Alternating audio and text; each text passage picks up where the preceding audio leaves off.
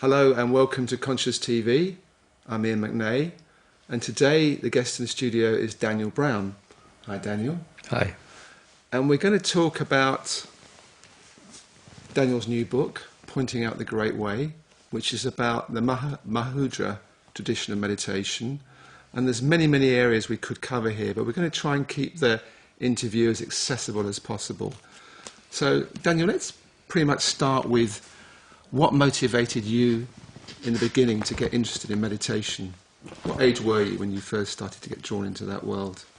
Well, I grew up in the 50s, so I was a product of the 50s, which meant that science was the vision of the world. I started out as a molecular biologist.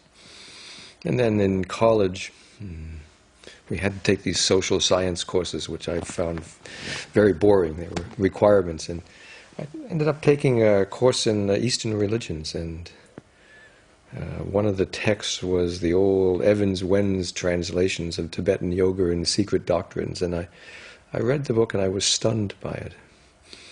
It doesn't sound like very light reading, that book. No, it wasn't light reading, but there was something remarkably familiar to me about it, and I knew that that's what I was going to do. Okay. And I ended up changing my profession and retooling as a psychologist and studying history of religions, and eventually ended up doing my doctoral work on that very text in the original Tibetan, on the original Mahamudra text that was translated back in 1927 by Evans-Wens.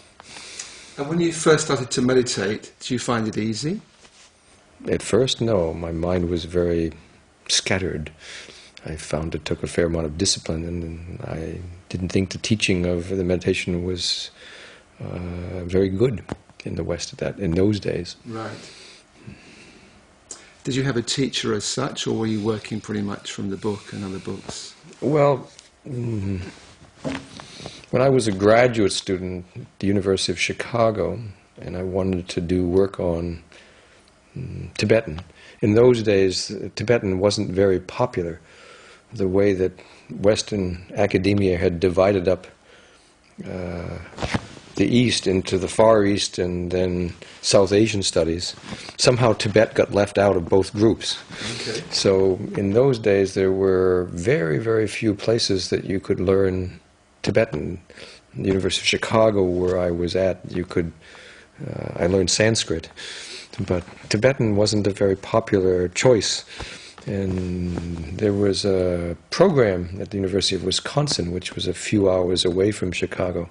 I thought I could commute to it and learn Tibetan, but since it was not very popular, the only option was second-year Tibetan. So I had to find some place in the summer that I could take a crash course in Tibetan. And I asked around who I could learn that from, and eventually found my way to Robert Thurman, and who was a great linguist. And Bob said, well, maybe I could set up for you to study with my teacher, which he then did. And he was a Tibetan teacher, actually Mongolian, who was living in the U.S. up by the Delaware Water Gap. And I went there, and the first day we started reading the script. The second day we actually started reading. And then after being there for several weeks, it was clear that we weren't just going to learn the Tibetan language. He was a remarkable teacher, and I lived with him on and off summers for between college and graduate school for the next 10 years until he died. And what did he actually teach you? A way of being in the world, a way of being present in the world. And what does that mean in simple terms? It means that every moment you bring to it a fresh awareness. So everything is truly wondrous. So he was my main teacher. Yeah. He and the Dalai Lama, and then another man by the name of Denmo Locho Rinpoche were three students together of the famous master Ling Rinpoche. So it's a good lineage. Yes. And then Denmo Locho and I taught meditation together for 20 years. So I'm very appreciative to have that remarkable opportunity with great teachers. You mentioned that every moment being truly wondrous. How long did it take you to actually find that place or access that place? Well, generally in meditation practice, you have to set a foundation. Meditation practice begins with what are called preliminary practices before you meditate. Right. And the reason for the preliminary practices are that if you just try and meditate, then there's a tendency to bring to the meditation cushion all of the problems that you play out in your everyday life.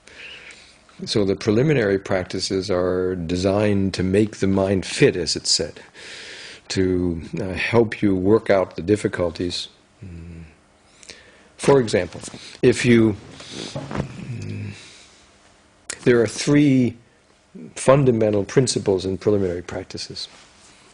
If you look at the mind as it unfolds in our everyday life, there are predominantly more negative mind states that come forth than positive mind states.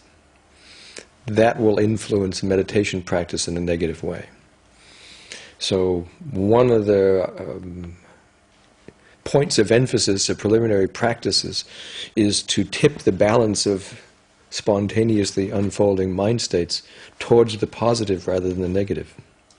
So that rather than getting into states of self-reproach, all the incessant negative self-talk that we say to ourselves, rather than getting into doubt, that what would unfold are positive states like trust, like patience, like lightheartedness, like balanced energy.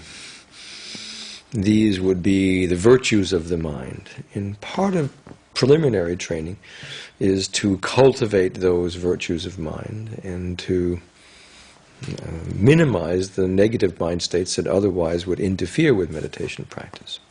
So that's kind of changing the attitude of the mind. Changing the attitude of the mind and changing the very mental states that come forth in our mind. Preliminary practices are usually designed to do that. They're usually done in a relationship over a 10-year span.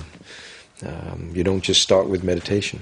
And if you make the mind fit so that what unfolds are largely positive mind states rather than negative mind states, and that you have a clear view of where this practice is going to take you, then when you try to meditate, it's much easier. There aren't a lot of interferences.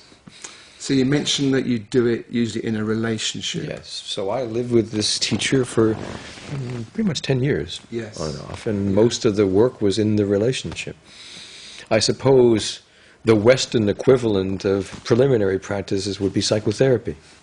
That's our preliminary view of how one does preparation for good meditation. So you're really understanding how your mind works to a large degree. Yes, and changing it, not Yes. just understanding Yeah. it, but changing it. I understand, yeah. So you're establishing the right ingredients that are going to support the meditation practice before you embark in the meditation itself. Yeah.